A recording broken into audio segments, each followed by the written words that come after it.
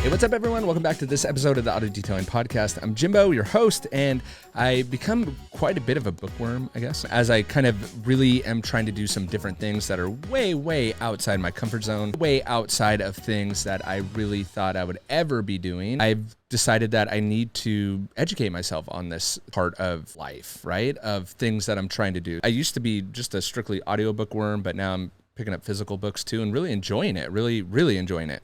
And I came across a quote, and it's so interesting how this quote was so timely for what's going on, both in the detailing industry, both in my life. And this is the quote, and I think in lieu of some of the content I put out in the past and some other content that people are trying to put out too, I think it's an interesting quote, and I thought it was really timely, and I thought I'd do a podcast on this. And the quote is, "Believe what you know, not what you're allowed to see." And I thought, man, isn't that great for the detailing industry? Believe what you know, not what you're allowed to see. And so often we're only allowed to see a small tidbit of information. That small tidbit of information is what the brand tells us, what the influencer tells us, what their marketing claims are. Nowhere was this truer, believe what you know, not what you're allowed to see, than with some of the recent claims from a ceramic coating company saying we make most of the ceramic coatings. We're not going to show you that. You're not allowed to see that. You're not allowed to see how we know that. You're not allowed. But then it hits and you're like, but I know that can't be true, because how do you know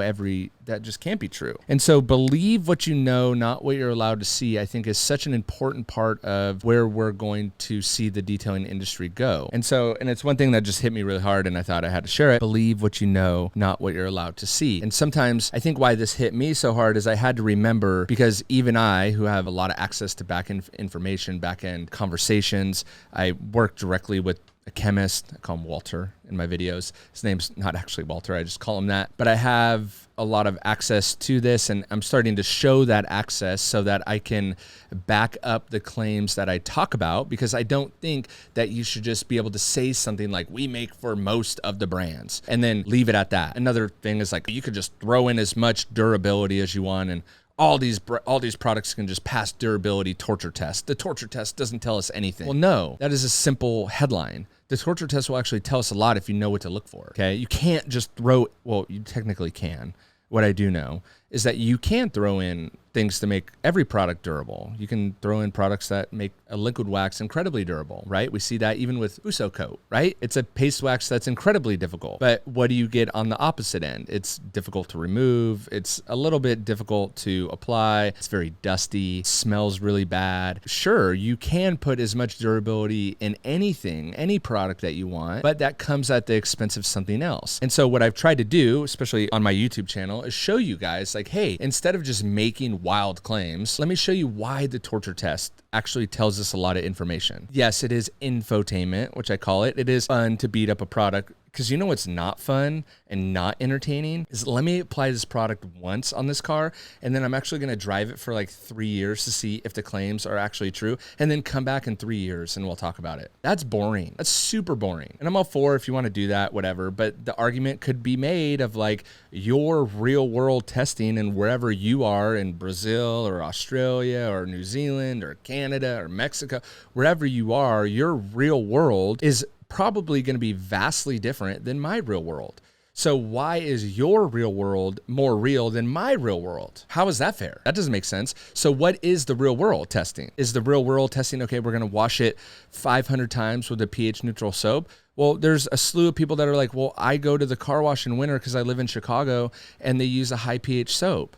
So is it going to last one time with a high pH soap because I live in a harsh climate? Or for me in sunny Southern California, where it's hot and we go to the beach on Christmas Day, it'll last for 1,000 washes. Who's right? Is it right that I do a torture test? Probably not. But is it more right when someone applies a product and then never touches it, and the hood or the panel or the car sits under 3 covers in the garage and only is driven in the spring? Is that real world? No, of course, no one is 100% right. That is the point.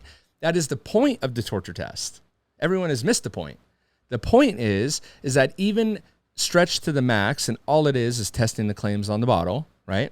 And the reason why it's called infotainment is you're getting information as you're getting entertained, right? So it is entertaining, and I think everyone will admit it is entertaining to be like, hey, let's spray this on there. That's why I do it in the first place, is it's exciting and fun and different, right? It's not that exciting when everyone's doing it, but was exciting in the beginning. And so let's do it because it's exciting, but also, okay, fine. Actually, what we do is we work up our way to a higher pH. So though something says it's a wheel cleaner, the idea is that you're working your way up the pH scale so that you know, and you have the information, infotainment, you have the information to know that if you do live in Chicago and it's wintertime and there's salt on the ground and you go through the, touchless car wash in the dead of winter and you know that they're using a higher pH soap, information that your sealant, coating, whatever may be deteriorating, right? So then you can know, like, okay, I only have a couple washes before I need to figure out a different plan. I need to make sure I reapply something, right? That is the information. Or, like I've said in those videos too, hey, I just don't like some of the attributes of this ceramic coating. I've had it where like, hey, this ceramic coating seems to be like attracting more water spots than I like. I want to strip off this ceramic coating and I want to put on a new ceramic coating. I want to get PPF. I didn't know about PPF, and now I want to get PPF. So I need to strip off this ceramic coating so the PPF could adhere properly. How do I do that? What are the limitations of this coating? But also, how can I get it off my car? So that, it's so funny to me. It's like everyone, it's like headline readers, right? No one's going to spray a wheel cleaner on their paint. True, unless you need to spray a wheel cleaner on your paint. You know how many comments I've gotten? Like, how do I get seal and shine off, right? So sometimes it's more than what meets the eye. You have to ask more questions. I think I got this from a book that I read, but like if you ask like 3 additional questions, you actually may get to the answer that you like. And I'll give you another example of this, of like, I asked a prominent YouTuber, like, if you had to pick between 2 coatings, which one would you pick? And he couldn't answer, right? That's very interesting to me, but he couldn't answer. So then I asked a few more subsequent questions, and then it became evident to me of like, right. That's why he can't answer. Got it. Good.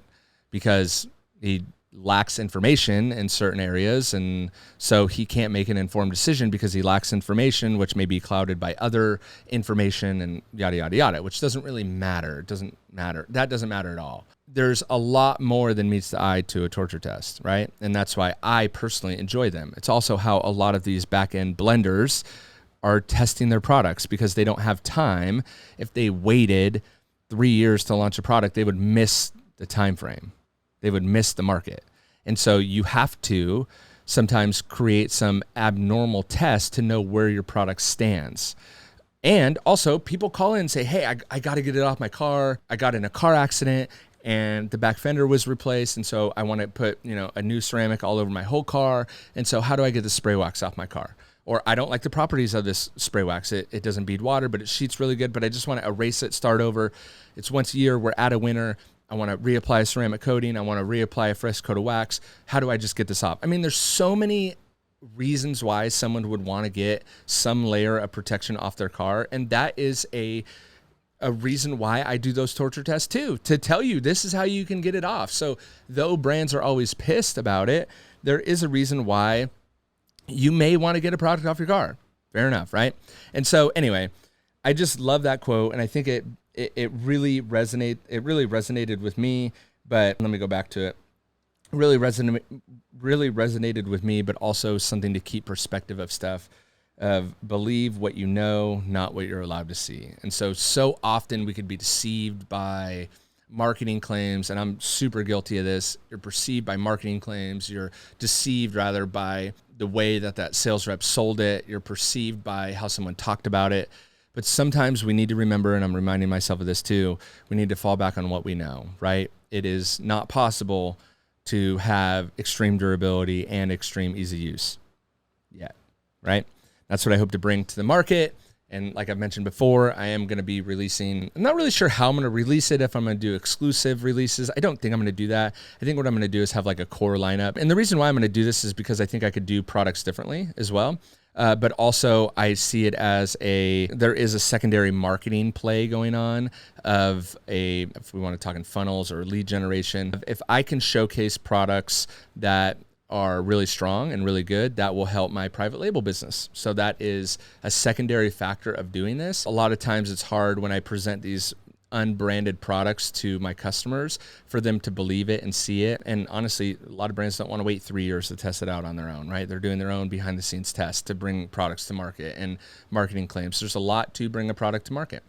And so selfishly, I think I want to have my own brand because I want to also build something that I can control. I've done consulting and private labeling, but all that stuff goes to a different brand that I don't have control over. And so I can't really run it how I see fit, or I can't like place products in the market that I see fit. And so I really want the ability to do that, to bring these really cool products that I have basically banked, ready to go, bring them to market.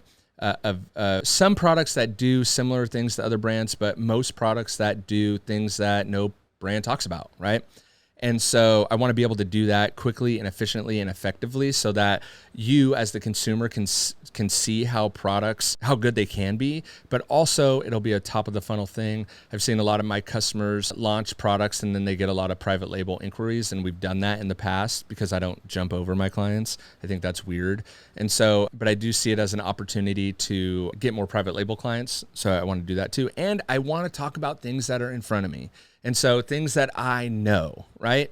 And so that's where my content has always done best, of just talking about what I'm doing, what I'm working on, the things I see. And that's when I feel like my content is the best. That's when I feel like that's the content that I would actually want to watch. And so that's what I plan on doing. And since I have a platform to do that, and then I have connections to get samples made for me, I have connections of like, hey, I have this thought for a product, can Walter make it? And then have Walter make it, have him sample it to me, and then I do a video on like, hey, I'm just sampling this product. I have no idea if it'll work, right?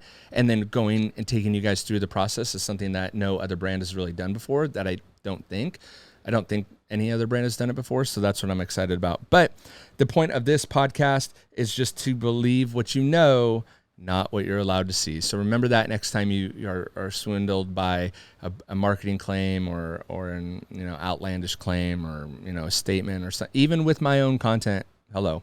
And so believe what you know, not what you're allowed to see. And unfortunately, up until this point, we're only allowed to see a small segment. But I hope to change that. I really want to be transparent and honest.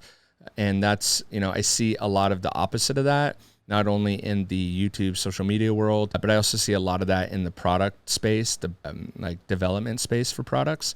And so I hope to change that. So if that is interesting to you, you can watch this video right here where we're testing out colored foam, or you can check out my video where I discuss differences between spray waxes, spray coatings, and wipe-on coatings. Those are a couple of the videos that I'm bringing out now, but a lot more of that, a lot more of developmental videos and podcasts to come, talking about the journey of how to discover new products and then how to test these products, and more torture tests, because I'm obviously not afraid of a torture test and not afraid to tell you when a product isn't good in one area. We're so worried about not talking about where our shortcomings may be and just being honest and transparent with that and letting that fall where it may be, of like, hey, this ceramic coating may not be the most durable, may not be the best, but because we could make it more durable, but if we make it more durable, we're going to sacrifice some other things. And so we thought in the market we shouldn't sacrifice those things. And so we did it this way. If a brand would just say that, I think we'd have so much more leniency on these brands, but they refuse to do that. So